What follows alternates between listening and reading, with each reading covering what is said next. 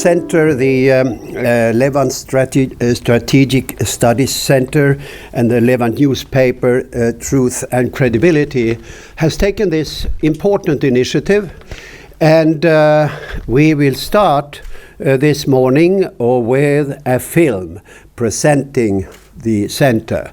So please go ahead with the film, and then we start the interventions.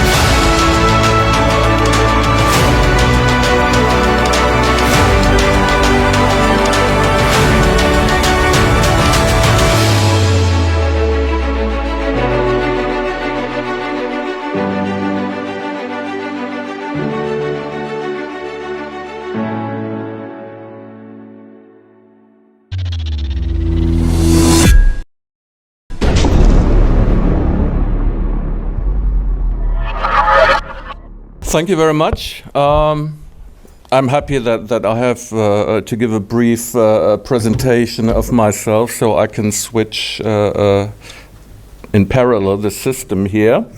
My name is Michael Laubsch, as you said before, thank you. And I'm studied political science, Eastern European history and philosophy in Germany, in Bonn, and then worked for over 10 years as a foreign policy advisor in the German parliament. After the parliament decided to move to Berlin, I decided to leave the parliament and become a political analyst and expert on foreign policy, and I did a lot of work in the region of Central Asia for over 15 years. Then I went from Germany to Austria, to Vienna, and there I started as director of campaigning for a European citizen initiative, Stop Extremism, which wants to bring the European struggle against extremism, not only from any religious part, but also politically, to the EU agenda in Brussels. And we collected over 1.8 million signatures, so the European Union is now forced to deal with our, let's say, draft of a resolution which should challenge the extremism in Europe. As well, I am also writing periodically for some media in Europe regarding extremism, integration, and the struggle of new Islamism and political Islam in Europe. And I'm also editor-in-chief of the newspaper or magazine Shalom in Vienna, which is a magazine by the Austrian-Israeli Partnership Organization. So, you might think that giving a statement to such a big audience after the pandemic, I might be a little bit rusty, but I hope that everything will work out very well. I tried to make it quite briefly, so I hope that we can also have a good discussion afterwards. The Muslim Brotherhood in Europe. We always hear that the Muslim Brotherhood is quite active in the region of MENA, but are they also active here? Yes, they are. They are. I would say it. Possibly for our societies, they are a more immense threat than probably any single individual terrorist. Because beside the lives that are threatened by terrorists, the work and the aims of the Muslim Brotherhood are really a threat to our European societies. And we have to deal with that, and we have to be aware of it. Not only we as, let's say, the Westerners itself, but also the Muslim communities here in Europe. It is very important because we are one society, not only Christian, Jews, atheists, but also the Muslims. They are also a part of our European society. And this is why it is so important. There are several reasons why the Muslim Brotherhood is a threat, and why the Muslim Brotherhood became such a powerful movement here in Europe.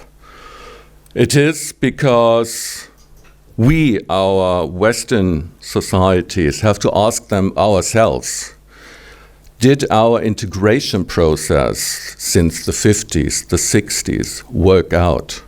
Or did it fail? What did we do wrong? The other thing is, why do still European governments and politicians cooperate closely with movements like the Muslim Brotherhood in Europe? Give them huge financial support, give them a public position, and that they can become a powerful source within the Muslim community in Europe, but also as a political advocate in Western governments, parliaments, etc., PP. So we have to be aware of it.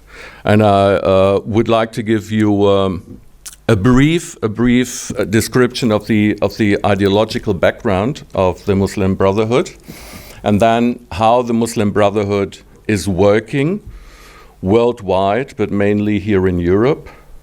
The finances, which is a very essential part of the discussion, because an extremist with money is definitely more dangerous than an extremist without money. And we have to be aware of that.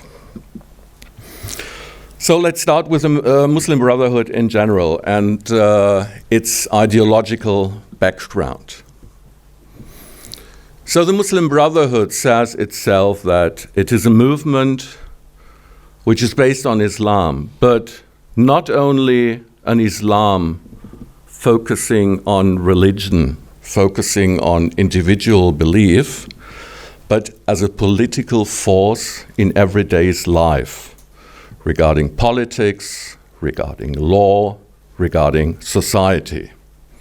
So it is combining religious and state ideology to fill the gap after the time of the colonialism, because the Muslim Brotherhood mainly was founded to fight colonialism. It was financed mainly by the British government at the end of the 19th century to fight against the Ottoman Empire and to gain more influence in the MENA region. So we have to take this in mind, that the Muslim Brotherhood is not only an invention by Muslim people, but it was also invented by a Western government. So Islam is not a religion. Islam is not a belief for the individual, but Islam is a political force itself.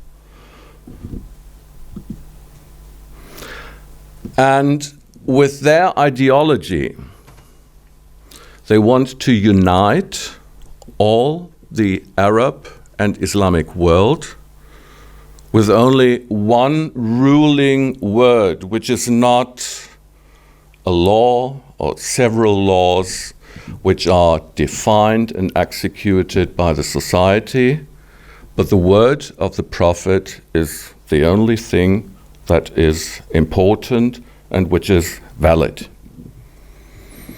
Therefore, in consequence, they are fighting Western influence and Western values, because those values and those influences are against the word of the Prophet. Therefore, in consequence also, they are fighting tolerance and they are fighting pluralism, they are fighting equality of the genders, they are fighting diversity in the society itself. Promoting the importance of a unified ideology. There is only one kind of Islam, as I said before. But the interesting thing is, in opposition to Salafists, Daesh, etc., they are open and seem to be very tolerant to locally and regionally manifested organizational forms. The MB, especially in Egypt and in the MENA region itself, acted mainly as a humanitarian organization. Through this work as a humanitarian aid agency, they gained influence into the societies of the region.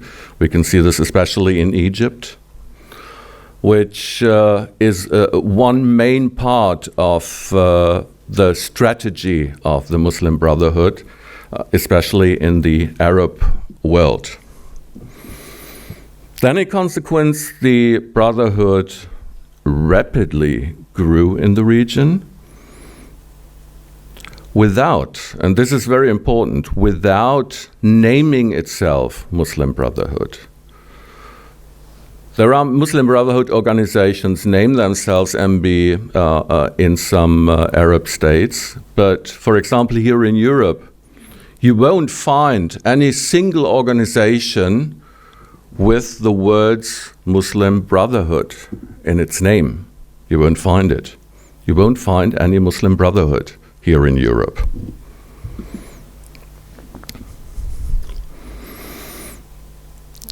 One main thing is that through its concept and through its strategy, the Muslim Brotherhood wants to marginalize any other Muslim movements because they might become a threat of their ideology and they might become a threat of their strategy, getting more and more influence in the Muslim communities.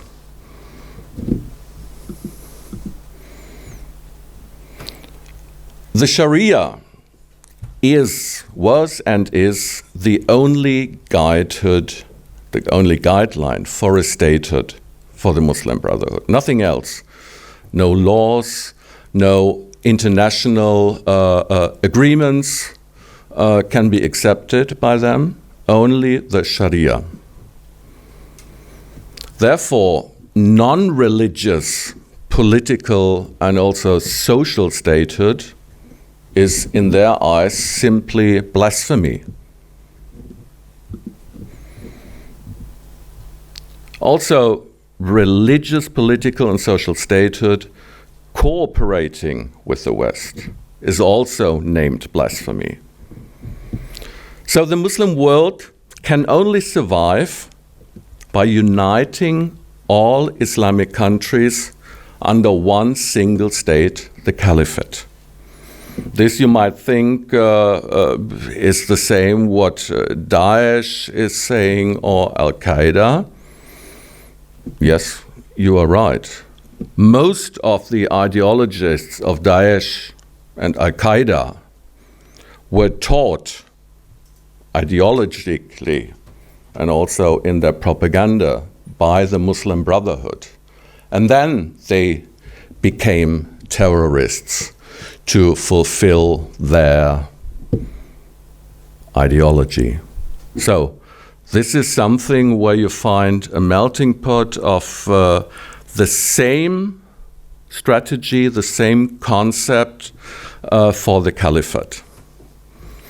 They also, what one of the founders of the Muslim Brotherhood said again and again, we have to reconquer Europe. We tried it through the Ottoman Empire in the 15th, 16th, 17th century, but this is not over yet. We have to reconquer Europe. And of course, the Muslim Brotherhood also states to reconquer Palestine, destroy Israel, and all Jews. So let's have a look how the Muslim Brotherhood is working, is collecting money, is increasing its influence. The first thing, not only in the Arab world, but mainly also here in Europe, what the MB is doing, they want to adopt in societies. They don't want to show themselves as some medieval, bearded, non-modern individuals. No, when a member of the Muslim Brotherhood would sit here, he would have a suit, he would have a tie, he wouldn't have a beard. You wouldn't recognize him. So one important point is to adapt in society so that they see you as a Westerner, as a tolerant person. They are also positive on globalization, because globalization for their economic success is essential. They use the religion to collect money from their members, from the Muslim communities worldwide, which is huge. We come back to this later. And they're hiding their finances. There are a lot of offshore accounts by members of the Muslim Brotherhood in the Cayman Islands, British Virgin Islands, etc. So they are hiding their money trail. Who's the ideological leader at the moment? I don't want to talk about Al-Banna and Qutb, which are the founders of the ideology, but the still living Yusuf al-Qaradawi is the intellectual head behind the Muslim Brotherhood.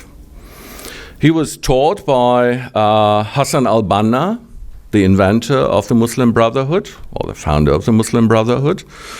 He was being jailed several times because of his preachings and agitation against President Nasser in Egypt. He had to leave the country and relocated in Qatar in the early 1960s, where he resides until today. He has developed, and this is the reason why we are frequently talking of Qatar as one main sponsor of the Muslim Brotherhood. He has developed close ties to Qatar's leaders and can presumably be regarded as the religious chief advisor of the ruling family in Qatar. So he made a significant career. He established various religious educational institutions and founded the Qatar University Faculty of Sharia Law. His most famous impact, not intellectually, but for the whole community of Muslims in the region, was his weekly TV talk show called Sharia and Life, broadcasted by Al Jazeera since 1996, followed by approximately 60 million views throughout the Muslim world. We as Westerners, we always think that Al Jazeera is a quite liberal TV broadcaster, spreading also some critical words into the world. But when you listen to the original Arab version of Al Jazeera, your termination might change a little bit. Al-Qaradawi was also the main scholar behind Islam Online, a popular Cairo-based Islamic website featuring resources and fatwas. And he is president of the Europe-based European Council for Fatwa and Research in the UK.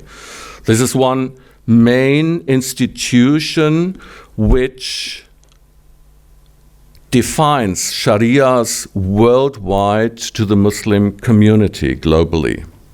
So there is an institution, a legal institution in the UK, teaching undemocratic Sharias into the world, and it can act openly. This is, there is no sound on. This is a brief video what Al-Qaradawi is saying about the Jews.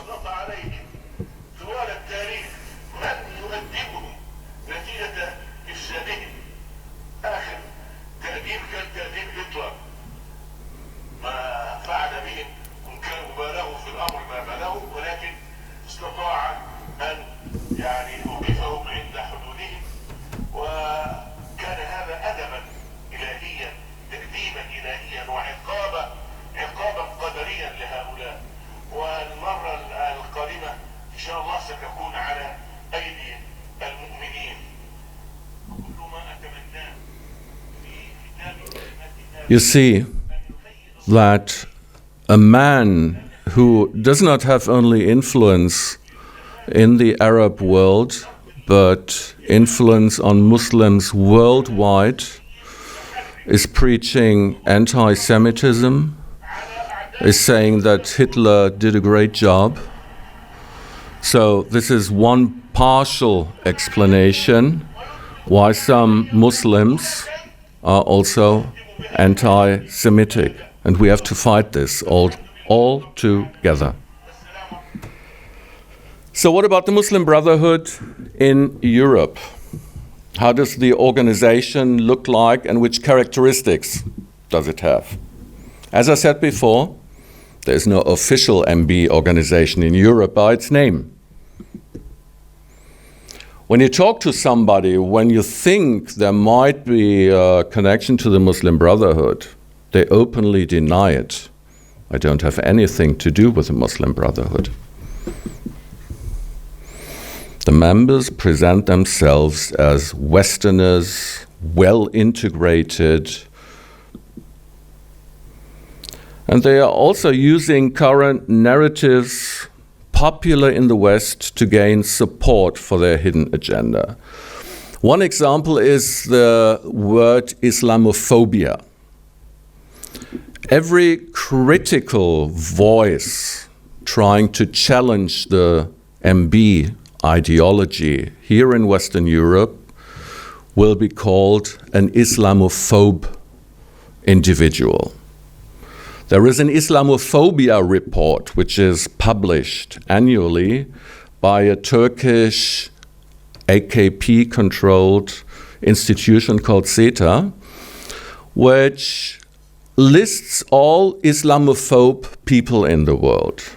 And these are not only, let's say, right-wing Nazis, also Islamophobe are imams who are criticizing the Muslim Brotherhood.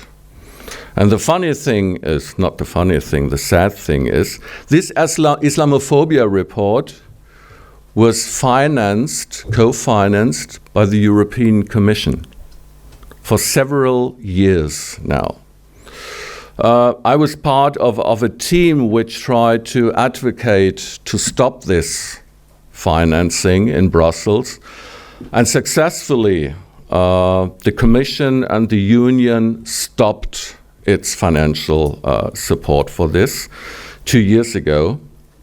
But for more than 6 years, the European Union was also responsible for this Muslim Brotherhood Islamophobia report.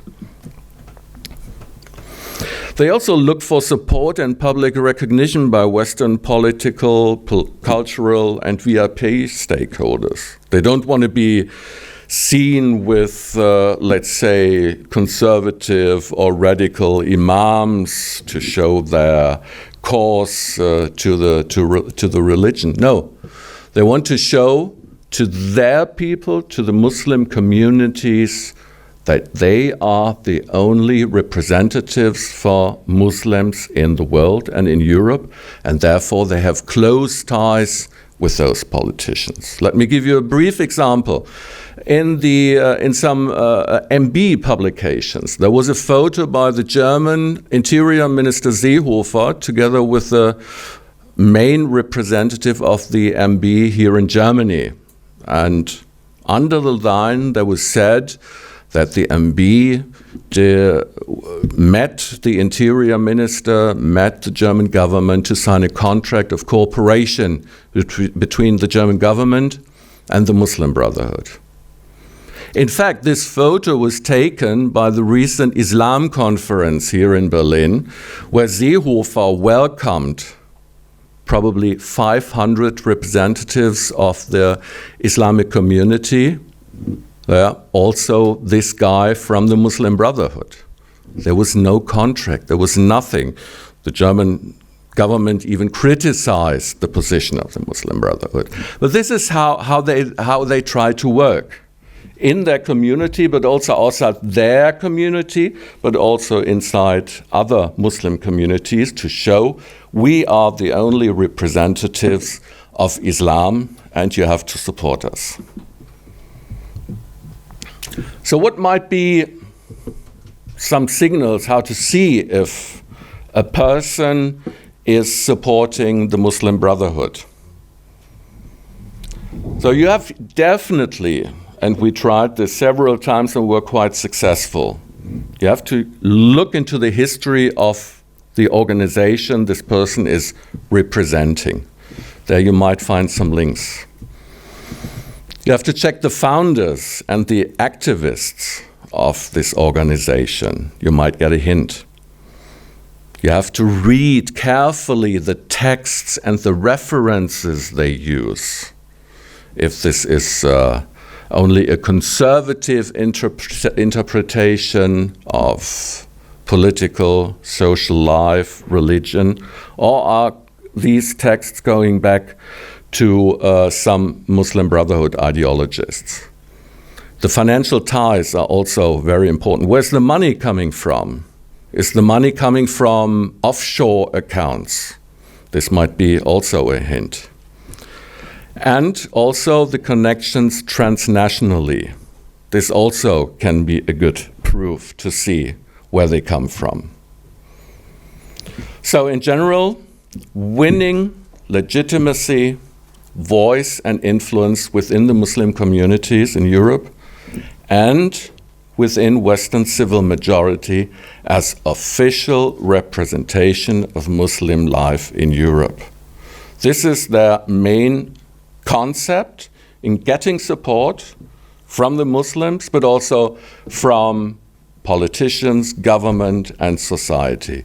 We are the only official representation. The influence is a long-time approach since the 50s. They start with establishing national branches. They're copying the organizational structure by migrants who were already members in their homelands. And for example, here in Germany, Germany was the first country in the 50s, which was, let's say, where the Muslim community was infiltrated by the Muslim Brotherhood. People came from the Arab world to Germany. They already had contact and were members of the Muslim Brotherhood.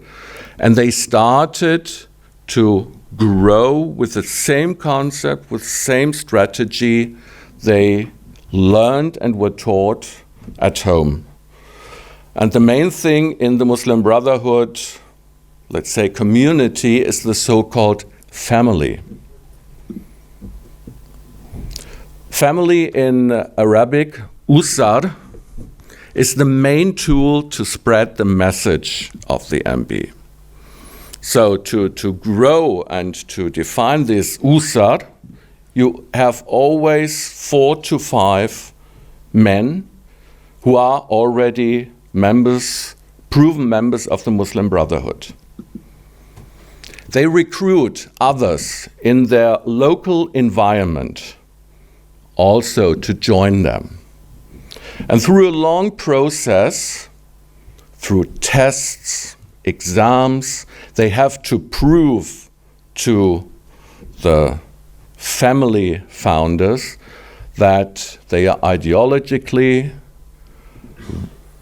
in the right position to become a member of the family. They use tests. And when this grew on the local level, then you reach the Baya, which is then the, let's say, the unit of this family, which then can grow from the local level to the regional level, to the national level, to the transnational level. As I said, it is connecting then to other families in the region and is growing and growing. And this strategy started already in the 50s, here in Germany, for example. The first German nationwide MB organization was founded in 1958 and continued to grow until the 80s, 90s. How's the situation today? There is the Federation of Islamic Organizations in Europe, which is the cover organization of all MB activities in Europe. And you see, when you look into the names, which are difficult to read, there is no Muslim Brotherhood here. You don't see it. For example, in Germany, it's the Deutsche Muslimische Gemeinschaft, DMG, which claims to be the only non-Turkish Islamic representation here in Germany. They are members of the Islam Conference, well heard also by the media, because some don't know that this in fact is a Muslim Brotherhood organization, the main Muslim Brotherhood organization in Germany, or they ignore it. These are the current numbers, of course, estimated. In Germany, we have probably about 44,000 members. In the UK, 37,000. In Italy, 25. In Spain, 10,000. What is more interesting is the estimation about the national income of the Muslim Brotherhood organization. Only in Germany, there are 446 million euros annually. In the UK, 251. In Italy, 110. And in Spain, 44 million euros. To understand more properly what the strategy which opposes terror acts, etc., is, I translated, we translated a strategy paper by the Muslim Brotherhood, which was written in the 80s. It was a strategy paper for Muslim Brotherhood members here in Europe, how to act according to the philosophy of the Muslim Brotherhood.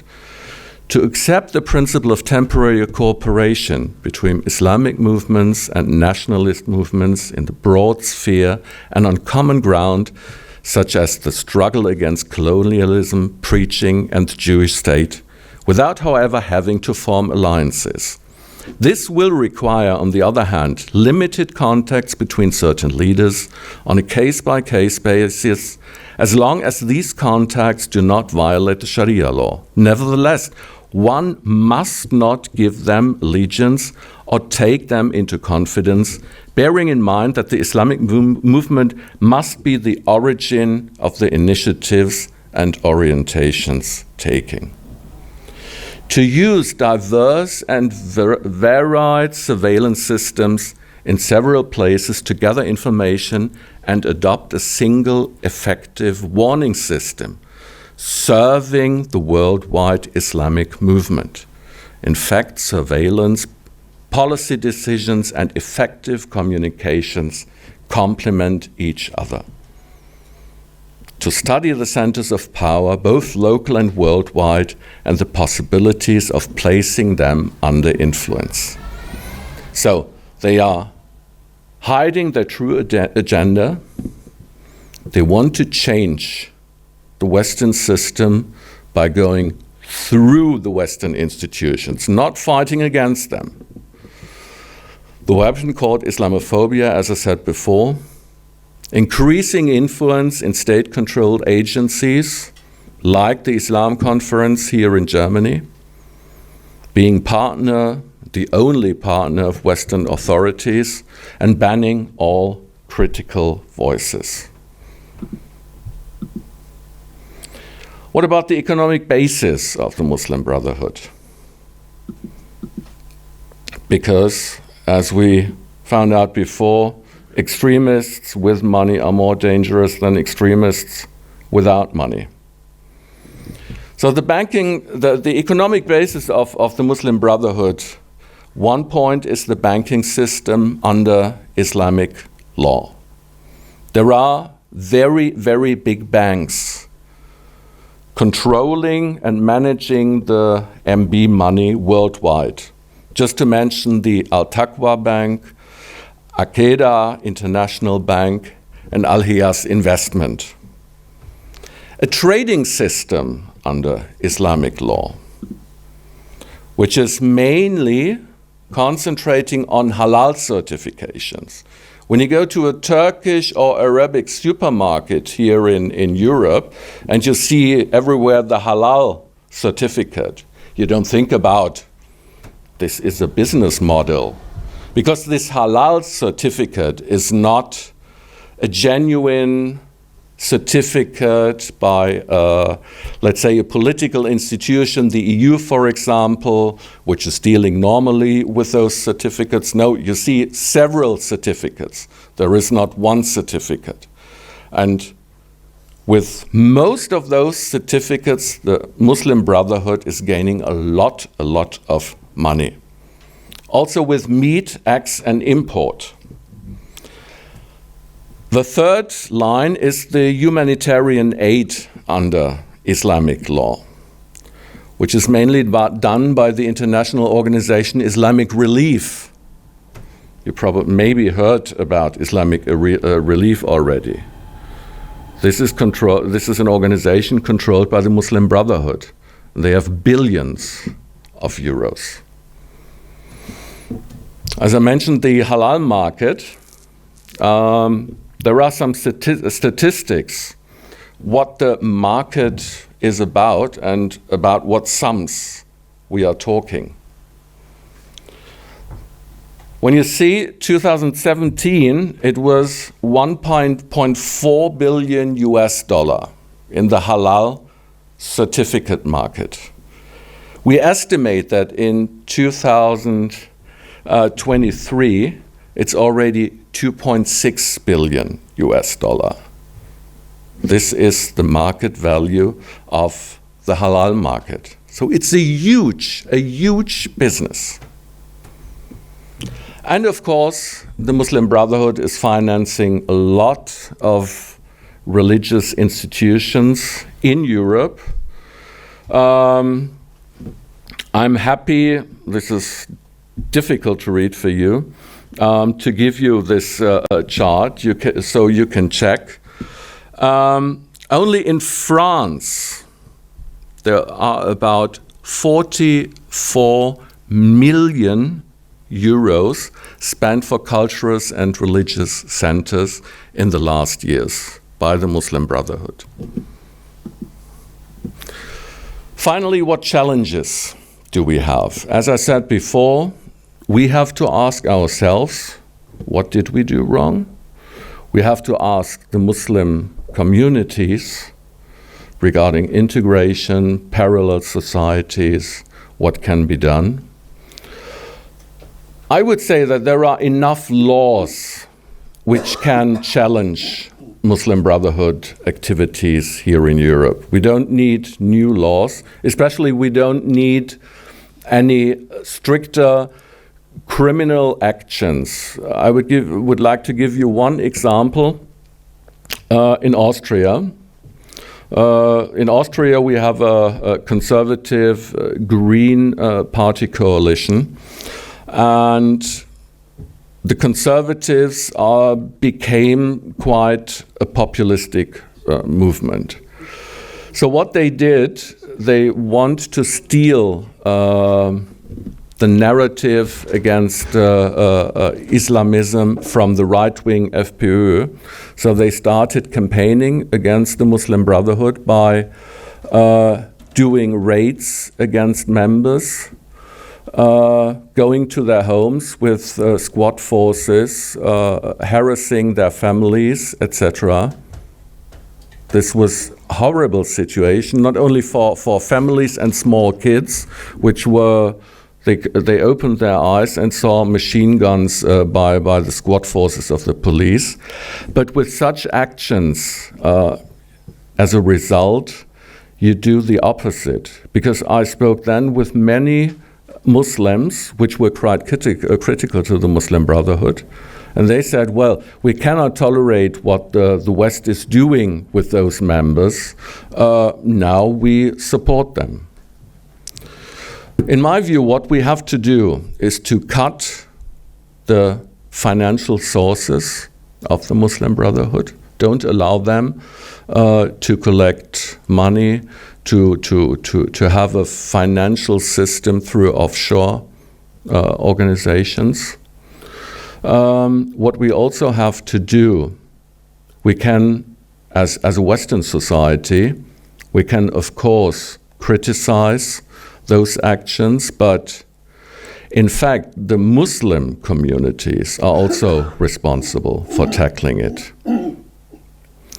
We have to, and this is the only thing, what we also can do is to support liberal Islamic communities, to support critical thinkers, and not supporting anymore Muslim Brotherhood activities here in Europe. Because, as I said in the beginning, the Muslim Brotherhood is probably for our societies a threat which is not compared with Salafists or terrorists. So this is all from my side. Thank you very much. You are absolutely right. It's not only a threat to European societies, it's already a threat to the Central Asian region. Talking about Uzbekistan, talking about Tajikistan. I mean, Hizb ut-Tahrir is already very, very active in the region. Hizb ut-Tahrir is probably one of the more radical groups. Maybe you can compare them more to Daesh. But what I see when I travel to Central Asia is that especially the Turkish Milli-Görüş and Diyanet influence is increasing ideologically, and in fact Milli-Görüş and Diyanet is more or less a part of the Muslim Brotherhood ideology. So I see that there is definitely a threat. Also, when we look into the ethnical tensions in the region, Uzbeks, Kyrgyz, etc., etc. So this can become a real problem, not only regarding Afghanistan, which is already a challenge for your countries. So I totally agree with you. And also, the Central Asian countries have to challenge this problem. Yeah. Together with the Europeans, of course. Again, you are absolutely right. When I was talking about this example with the photograph, I just wanted to give you an example how the Muslim Brotherhood's propaganda is using pictures, is using photographs for their own cause. But of course, as I also said, Western institutions finance the Muslim Brotherhood. There are different reasons why they do it. Some say, well, the Muslim Brotherhood is not Daesh, and only through cooperation and interaction we can bring them on our side. And that's the reason why we are also supporting them. They compare it mostly with the so-called Ostpolitik in the 70s and 80s. This idea says the Eastern Bloc only fell, communism only fell because we engaged with those societies. And this engagement was mainly responsible for the civil change in '89. And this same idea they transport to their, let's say, dialogue with Islamic institutions, which I would say is wrong. But this is one idea behind it. There are also others who just don't know, who really don't ignore it, that They are talking and then they are supporting a Muslim Brotherhood organization.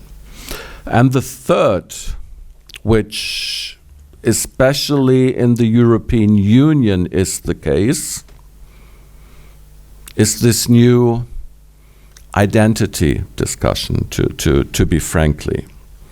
The European Union says, when I'm talking with representatives of the European Parliament and also the Commission, they always say, yes, we support them, but we have to show that we are diverse.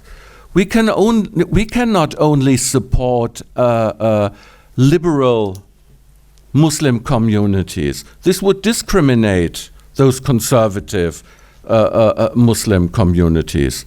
This is why we are supporting. We don't have a problem with that. Tell me that the Muslim Brotherhood did a bombing attack. It did not. So we are working with them. We are diverse. So this is it's a huge problem, and we have to challenge this. And we, in every second point, we have to point out to our governments, to our institution, who is behind the Muslim Brotherhood. But at the same time, I have to admit, it has to come also from the Muslim communities. They have to stand up. They have to say, no, we don't want it anymore. We don't want this propaganda and ideology anymore. I would use the term realpolitik. The problem is, how long did it take for Europe to say that Hezbollah is a terror group or Hamas is a terror group? This never will happen with the Muslim Brotherhood, because you cannot say they are terrorists. They are fighting against our values.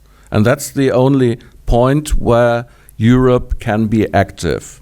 Someone and any organization which is challenging and questioning our Western values should not be financed by any official state institution. Point. Today you give a presentation about how serious and critical the Muslim Brotherhood expansion in Europe. What do you think that the decision makers in Europe, whether political parties, parliament, what are the actions or measurement or at least protective steps they can take before this such expansion, especially that Muslim Brotherhood, they are representing themselves and they are representing the entire Islam. So what do you think the procedures they have to take? The first thing is we have the European Charter of Fundamental Rights. And this could be a basis for all national governments in the EU, but also for the EU itself to say any organization which is violating at least one point of the Fundamental Rights Charter cannot receive any more public funding or any more public cooperation with official institutions. This could be a first and a very effective step, because when the Muslim communities throughout Europe see that organizations close to the Muslim Brotherhood are not anymore cooperating with official institutions, I'm quite sure that they will lose a lot of numbers in their membership. Second thing is, any organization which violates the Fundamental Rights Charter of the European Union is not allowed, or you have to control any foreign funding for this organization. This is the second step, because you can say that extremists with money are more dangerous than extremists without money. So you have to cut the financial sources from foreign countries to these organizations. I think these are two steps. First two steps the European institutions, the European Union can take. But on the second hand, we also have to make sure that the Muslim community itself is the main player in such a fight against the Muslim Brotherhood.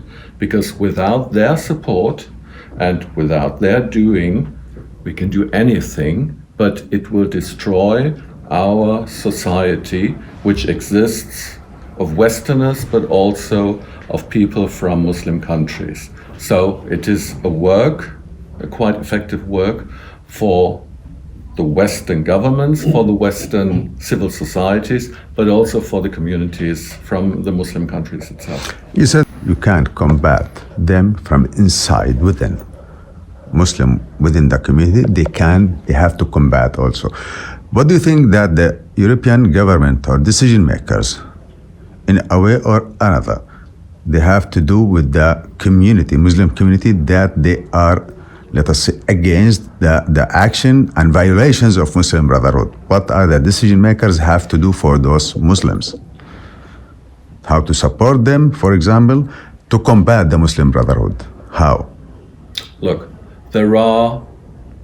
anytime there are official talks, official conferences, official dialogue structures between governments and the Muslim communities. As for now, I would say that, for example, the German government is mainly talking to Muslim organizations controlled by Erdogan through DTIP, controlled by the Muslim Brotherhood, or even controlled by institutions which are conducted by Tehran. I think one main thing is also to give a signal to liberal Muslim communities that they are welcome to be officially recognized as a dialogue partner for let's say, the interreligious and the intercultural discussion, for example, in Germany or in Europe as itself. So it's very essential that the officials here in the European Union also have official talks with those groups which are not controlled by a political force which has interests that violate our fundamental rights charter. Thank you. Thanks to ICD for inviting me again. Has been a while. There was something in between. It started 1.5 years ago or 2 years ago, called COVID-19.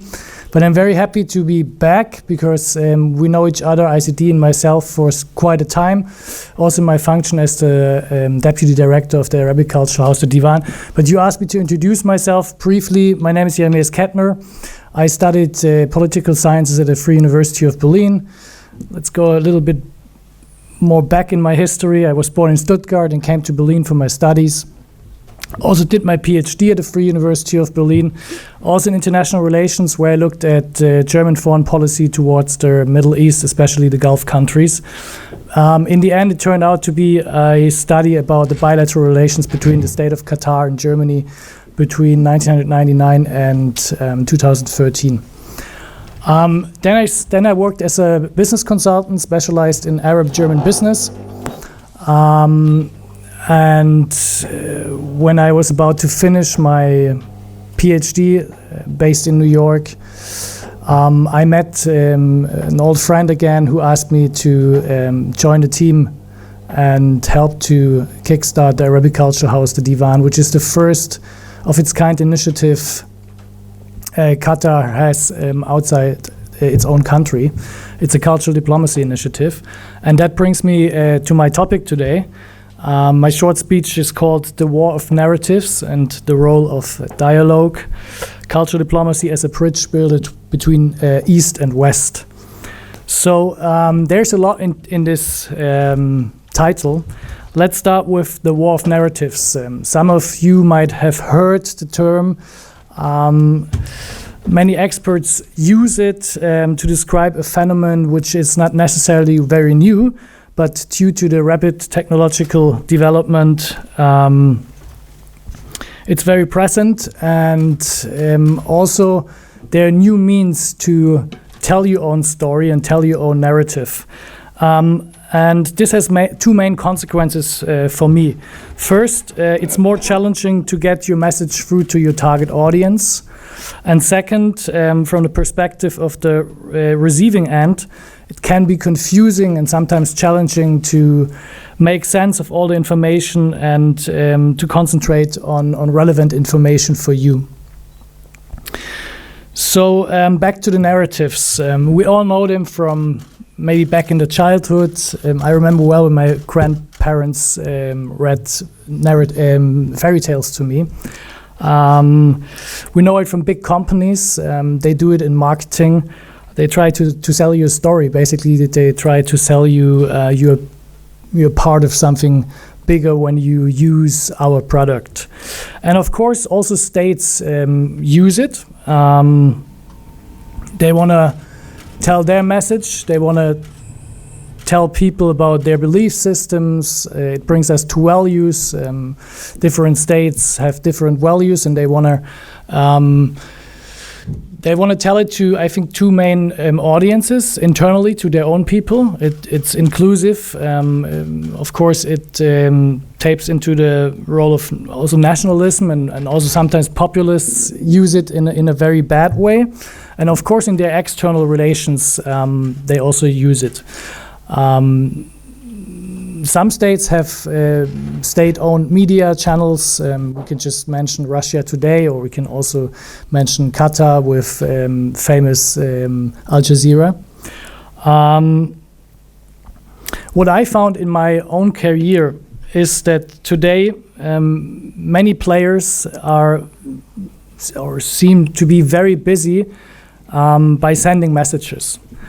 And they sometimes forget a little bit to listen to each other. And that brings us to dialogue, because the main condition for a real dialogue where you argue with each other based on listening to your opposite, to the opposite person. This seems to be the problem for me nowadays. And that's what make me accept this job offer, because it was very interesting to me after working in international relations, but looking at the, so to say, hard power, which is economic power and also political power, is the soft power, which is culture. And you can use culture as a bridge builder between East and West, or between people in general, no matter where they come from. There are different factors in cultural diplomacy which makes it difficult to understand each other, even if we have the will to listen to each other. Of course, first it's language. We all know it. Although in international relations you have translators normally. There's not only in official speeches with translation, but also on the operative level, where you have different languages. Indeed, in my case, it's Arabic, it's English, and it's German at the Arabic Cultural House. And sometimes things get lost in translation. So you have to be really careful. Also, like how you transport your message internally, that you're on the same page. And then, of course, it's cultural differences itself. You have to be very patient. I mean, myself, I'm German, and only when I went out into this world, living abroad in different countries, I learned how German I am, because it comes with a certain package of characteristics, which helped me a lot in my career. But also, I had to remind myself that I have to be patient and also try to understand the opposite side, because different people do things differently, and I think if we listen to each other carefully, and then we can try to learn from each other, we can meet in the middle.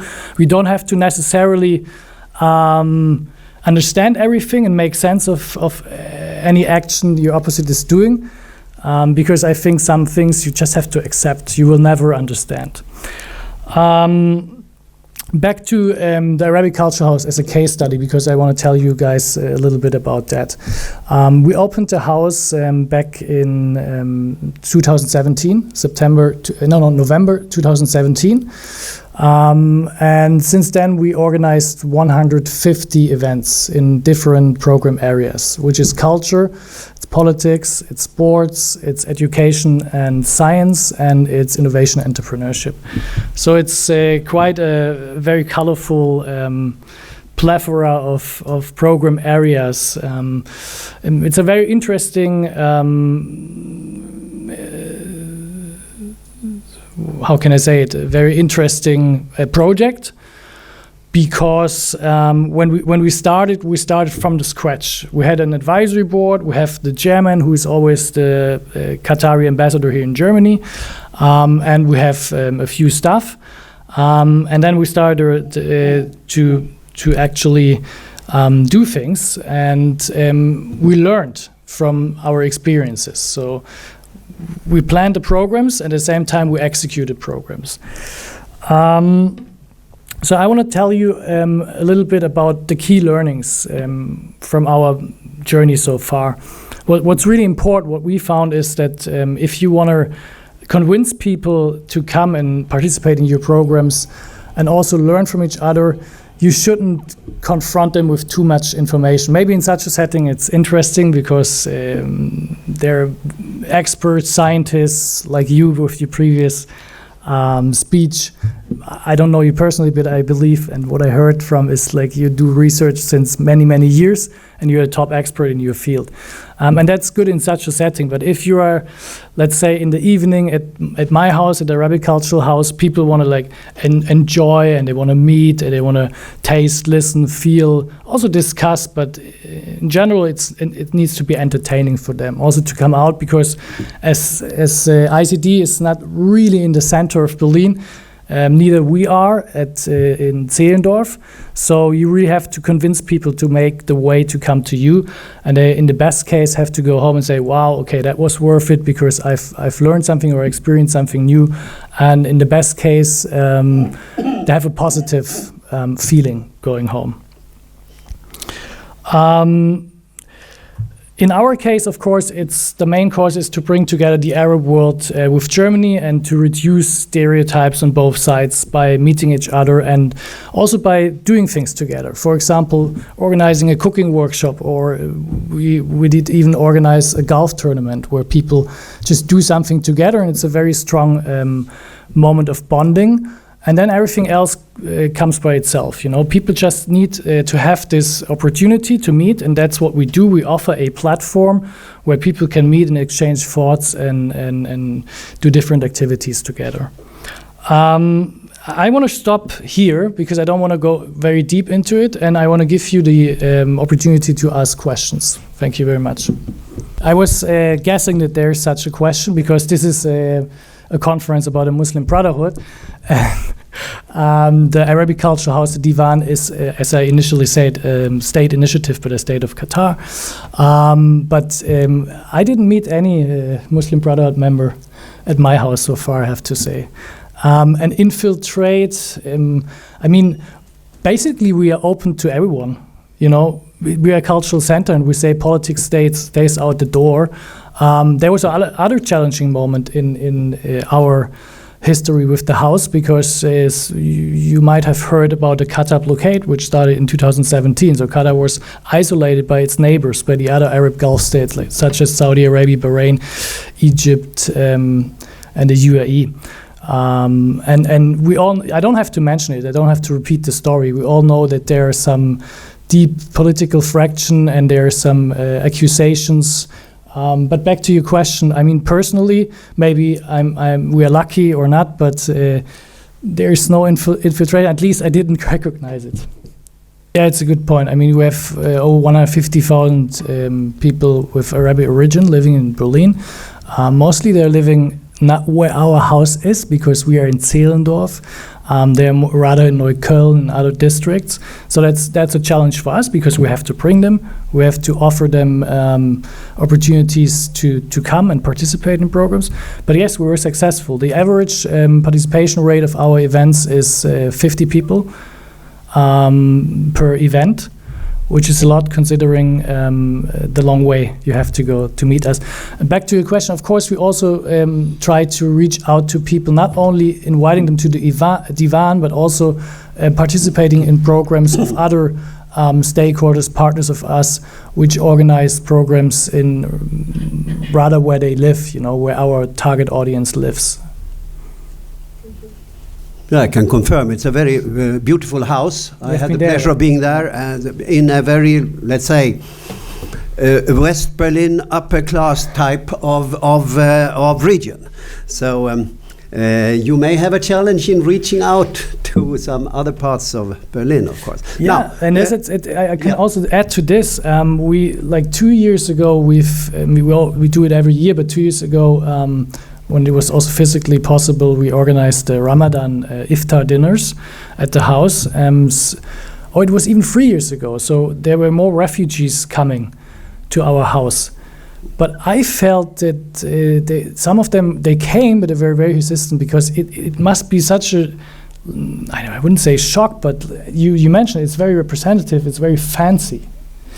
And then we invite them to this very, very nice dinner, and maybe there's also a cultural shock, or although they came, but the good thing is, a year later, not so many of them came anymore because we are not experts on this, but our partner organization Willkommensbündnis Steglitz-Zehlendorf told us that they are very well integrated and they don't take these offers anymore because they have their own networks now and they do their own iftar dinners and don't come to us anymore.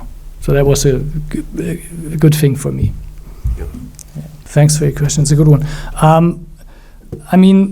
From the organizing end, with our German stakeholders and partners, such as Goethe-Institut, DAAD, IFA, Institut für Auslandsbeziehungen, and others, we learned that they have kind of the same but also different understanding of the concept of cultural diplomacy.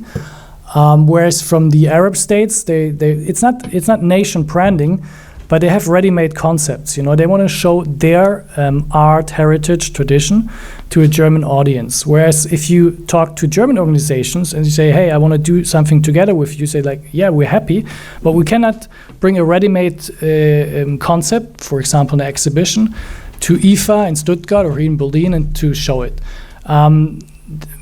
What they say is we want to do it from the scratch. We put together two curators, a couple of artists, and then we develop a concept and discuss what we want to reach and what we want to tell with this exhibition to a, let's say, Arab audience and German audience, based on the thoughts of curators, artists, and all what it needs to organize an exhibition.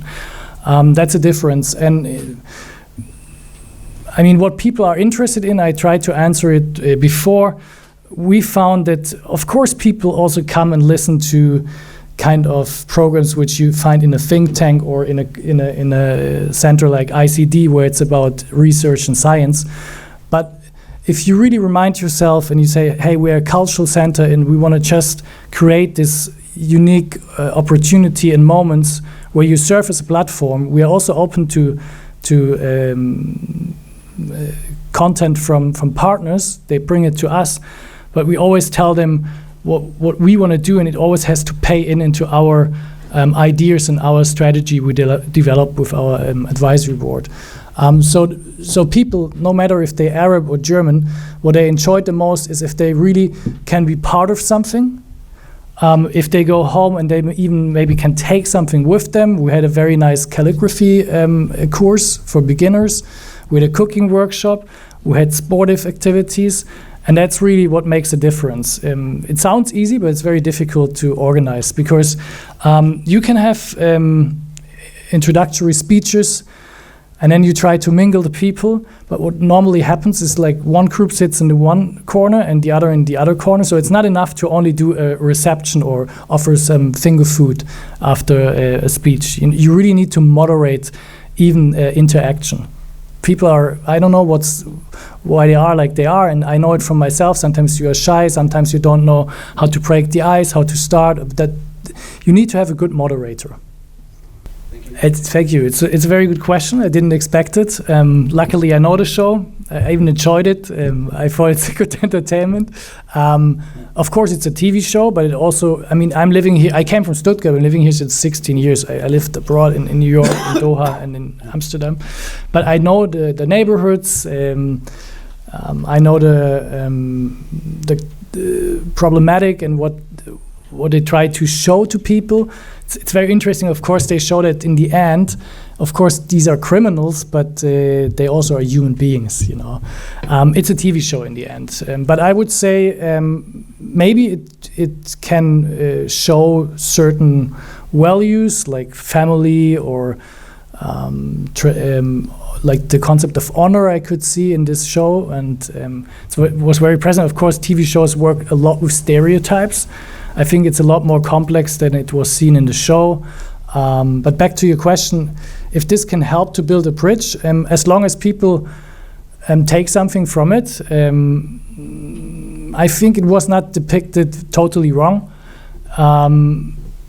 So maybe some people can take something out of the show.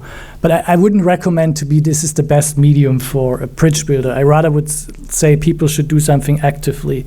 But if you show the movie at our garden, to give you another example, we have a summer cinema screening every year with Robert Bosch Foundation together and also with Doha Film Institute. So let's take this show and then invite some movie makers, maybe invite the director, maybe invite the person who wrote it, the script writer, and then we can have a discussion, and then we can discuss with people, and I think then it makes sense, and then you could actually build a bridge. People would go home and say, "Oh wow, this was we watched this movie and then we discussed it." And I didn't see it like this. Like this guy said something about I've never recognized or I've never thought about it. Yeah. Doing cultural diplomacy, well, we who are working here in ICD, we are always discussing very many different aspects and interpretations of what cultural diplomacy, what it is all about. But from your perspective, taking the German situation, Muslims in Germany, I guess we normally say around 7 million or so. So there is a challenge. It's a multicultural situation, and there's a challenge to build bridges between the various parts of people living here in Germany. So what do you, from your experience and from your divan, say about integration, successful integration, or is it not enough? Should it go to assimilation in order to really have, let's say, some Ruhe, quiet and harmonious situation in the country, please? I don't feel in a position where I can make a suggestion whether it's enough, we have enough integration, or even there should be assimilation. I mean, that is a very tough question. My personal take on this is that what I found, but maybe I'm living, as all of us, I'm living in my own bubble. I can say from what I experienced privately, but also in my work since 3.5 years as a deputy director of this house.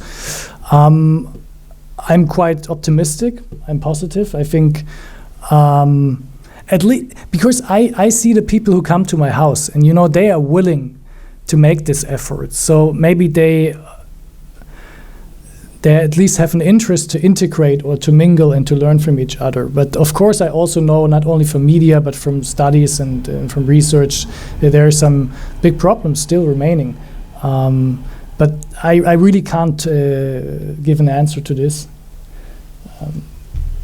I mean, look, as a person, why do I work for this? If I want to make money, I go into business.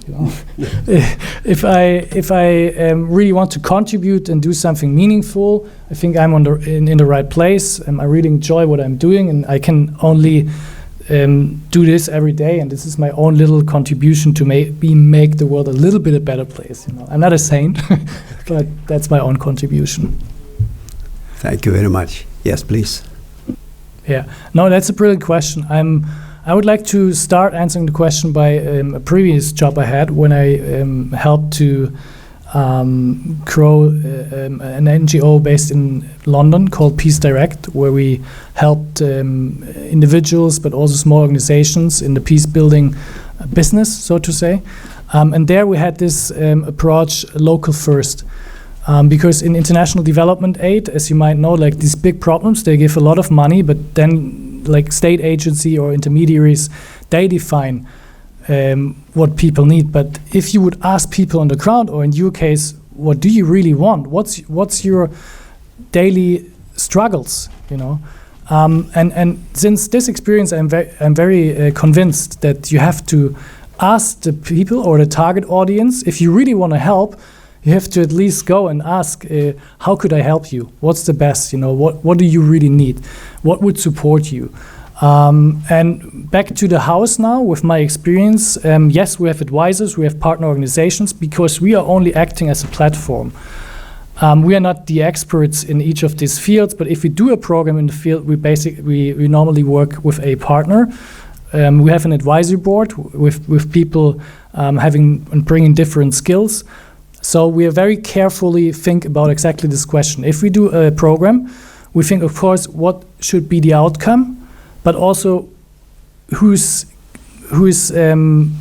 responsible for the input, so that there's a match between the interests of both sides. So if you're a participant of our program, and for example, it's any topic relating to refugees in Germany, we would ask the refugee organizations to come up and maybe design together with us a program. Yeah, it's a good question. I mean, we learned from this. We can only lower the entry barriers, such as we're going to where people are. Maybe you're going more to Berlin Mitte. It's more accessible for people from other districts. Next year, in February 5th and 6th, we're going to bring the Qatar Philharmonic Orchestra for the first time to Germany with 56 musicians. We're going to do this at Volkswagen premises unter den Linden.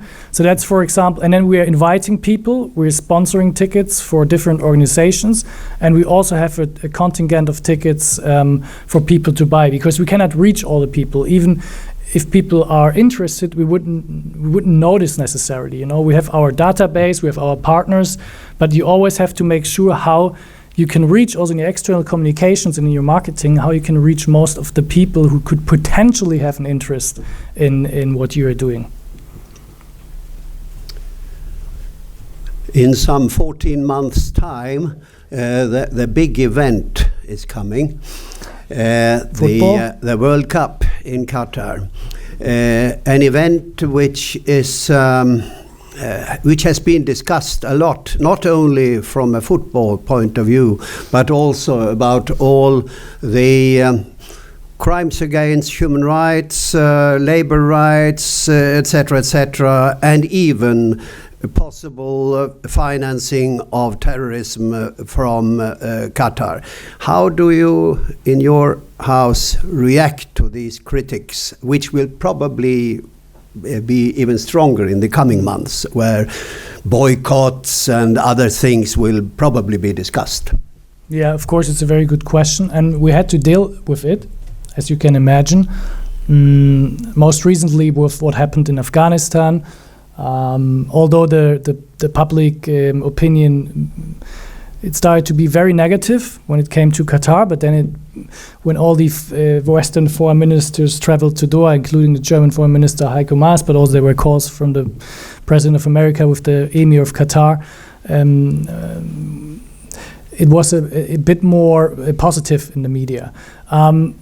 We definitely recognize this. Like, even with partners, they think twice. You know, the Arabic Cultural House is part of the embassy. We don't make a secret about it. We are working independently with the advisory board, but it's a state initiative by the state of Qatar here in Germany. We are belonging to the embassy. But to answer your question, if I'm only responsible for the program, and of course I try to explain things, but if they don't want to work with us, I can't force them. It's also not my job to convince them. And if they have any criticism as such, and they wanna tell the Qatar state, I just friendly ask them to contact the embassy, because this is not on my desk, and I cannot go into this, as you can imagine. I mean, where's the beginning and where's the end of this discussion? Yeah. Okay, well, if no more questions, we have arrived at lunchtime. Great. But first of all, thank you very much, Mr. Kettner. Wonderful. By the way, as a person who is really a cultural diplomat from heart. So thank you very much. Thank you so much, Ambassador. Yeah.